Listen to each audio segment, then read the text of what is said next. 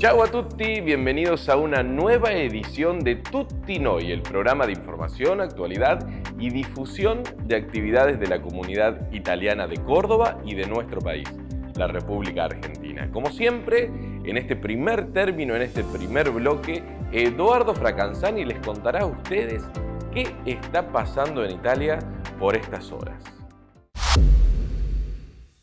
Muy buenos días, bienvenido a este nuevo episodio del noticiero de Tutti Noi. Esta semana hablamos de economía y cómo nos hemos comprometido de vez en cuando a hacer la presentación de una empresa que se destaca en el panorama industrial italiano.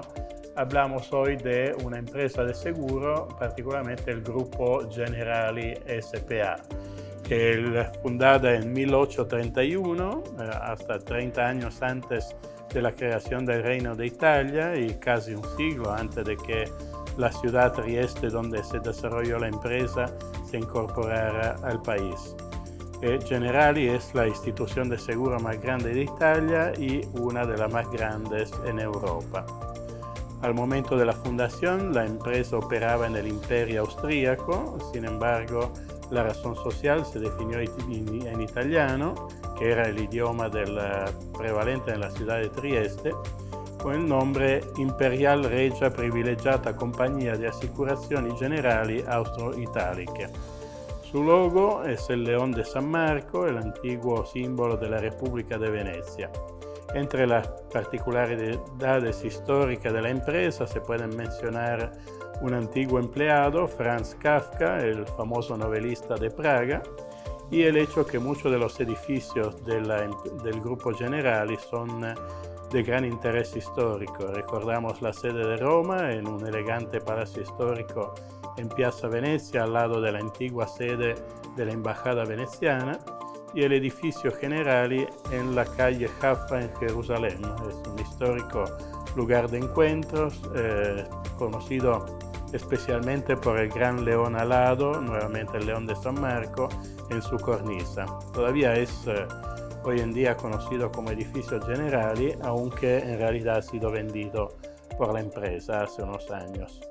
El grupo es muy activo principalmente en Europa y en Asia, con filiales en Polonia, Austria, Alemania, Francia, Croacia, Eslovenia, Serbia, España, Suiza, Rumania, Israel, Japón y China, y operaciones también en algunos países latinoamericanos y en Estados Unidos.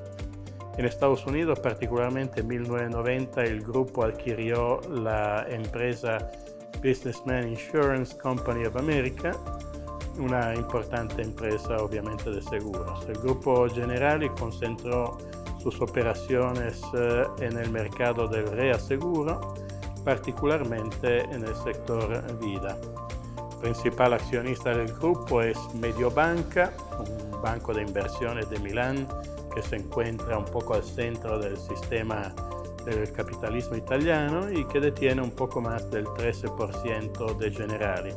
Otros inversores importantes son la Banca d'Italia, Delfin, la financiera de Leonardo Del Vecchio, hablamos de él hace unas semanas presentando el grupo Luxottica, y entre los accionistas también el grupo Caltagirone, el actual presidente es Andrea Gironi. Generali cuenta con ingresos de más de 100.000 millones de euros por año y es la segunda empresa de seguros en Europa después de la francesa AXA. Esto es todo para esta semana. Muchas gracias por estar con nosotros. Nos vemos en el próximo episodio de Tutti Noi. Saludos.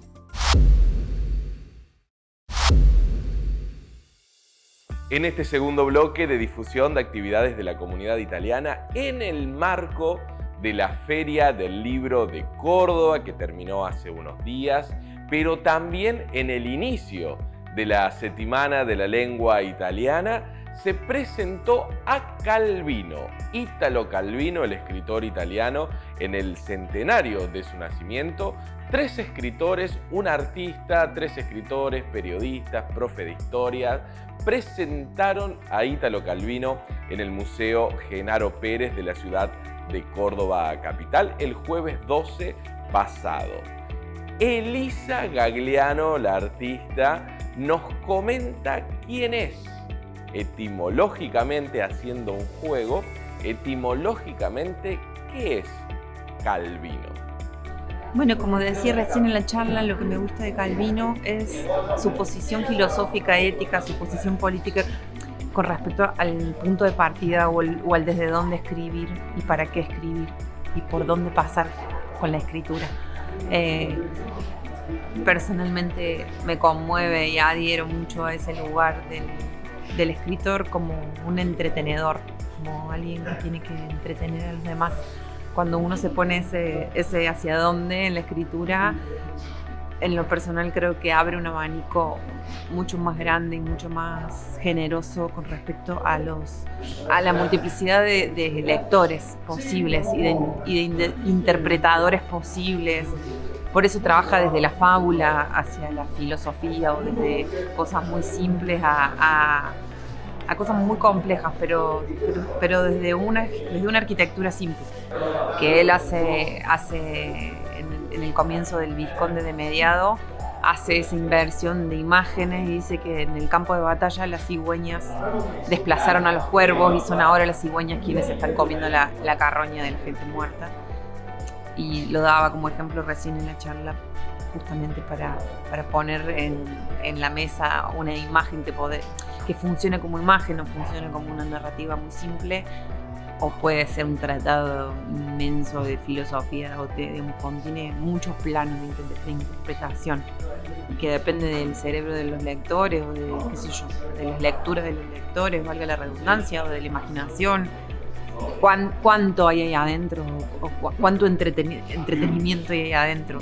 Y digo entretenimiento de estar entre una cosa.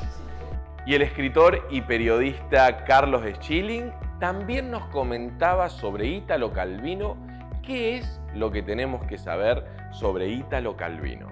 Bueno, mira, Calvino fue un escritor multifacético, con diferentes etapas a lo largo de su vida, pero todas caracterizadas por una voluntad de contar historias de manera, en algunos casos, muy divertidas y a la vez muy ilustrativas, porque en sus textos, sobre todo en los textos escritos en los años 60, como Las Cósmicas, Tiempo Cero, después Las Ciudades Invisibles, que es un poquito posterior, siempre introduce sus conocimientos científicos. Hay que tener en cuenta que él era hijo de científicos, hijo de biólogos, y siempre estuvo muy interesado por la astronomía, por la biología, y de esa manera consigue a la vez de instruir y divertir, lo que no es nada fácil en las ficciones.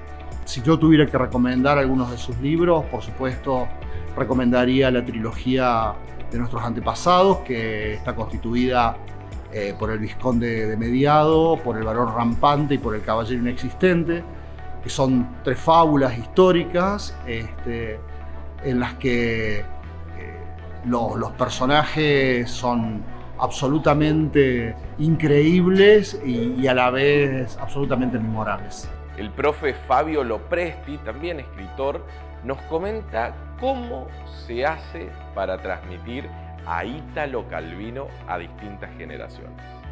Y yo creo que habría que empezar por un texto que sea amable para todo el mundo. A lo mejor hay algunos textos que son más difíciles, quizá el Vizconde de Mediado, y un texto más difícil puede ser Palomar, por ejemplo. Palomar es un texto difícil, pero a lo mejor empezar por el Vizconde de Mediado, siempre y cuando no sea en el contexto de una escuela privada, como dije yo, porque hay un par de escarceos amorosos que quizás en las escuelas no pinten bien. Pero empezar por un libro así, La Ciudad Invisible, el Vizconde de Mediado.